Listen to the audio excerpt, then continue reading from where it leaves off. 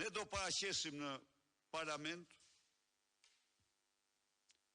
elementet bazë të platformës tonë për ripopullimin e vendit.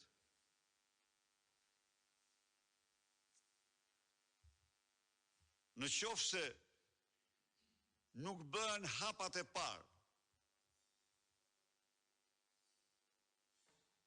të mbështetur financiarisht, ne po ecim drejt një humnere kombëtare. Dhe në qoftë se fillohet këtë vit, do të duhen 30-50 vjet për të arritur aty ku ishim në vitin 2013.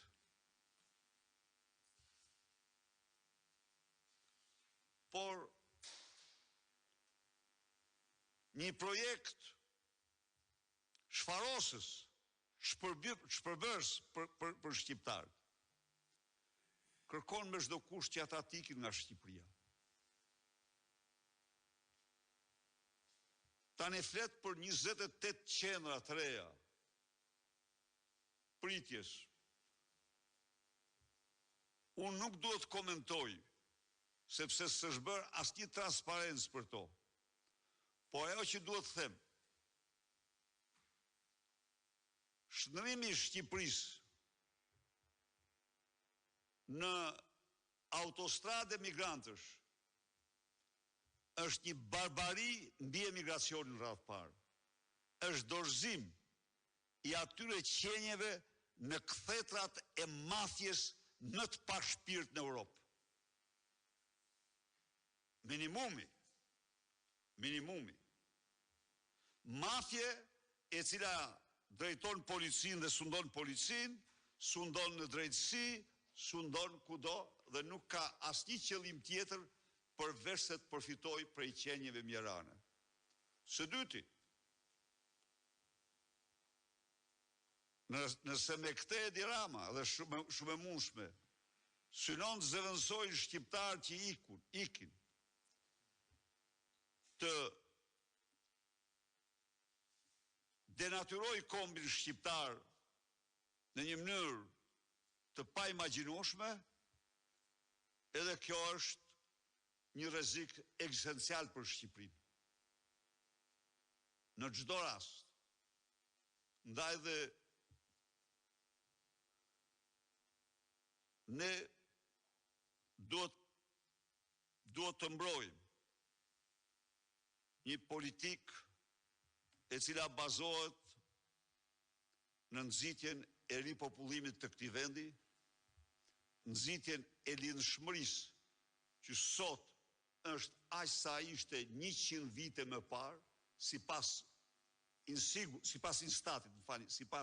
Instatit vet,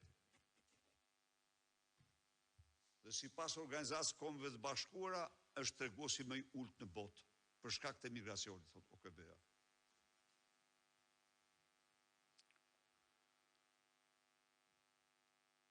Të nderuar deputetë, siç e shihni,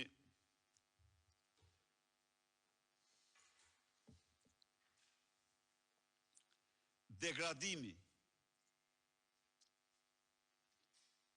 i narkoregjimit po ndodh me shpejtësi. Edi Rama me Lubi Ballukun, pasi kanë vjedhur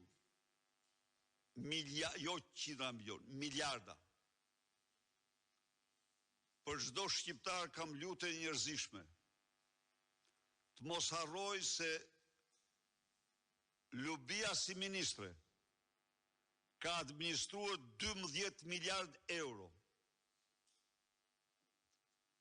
dhe në çdo lloj përllogaritje mbi 10 miliard janë të zhdukura, nuk kanë nam asnjë shën.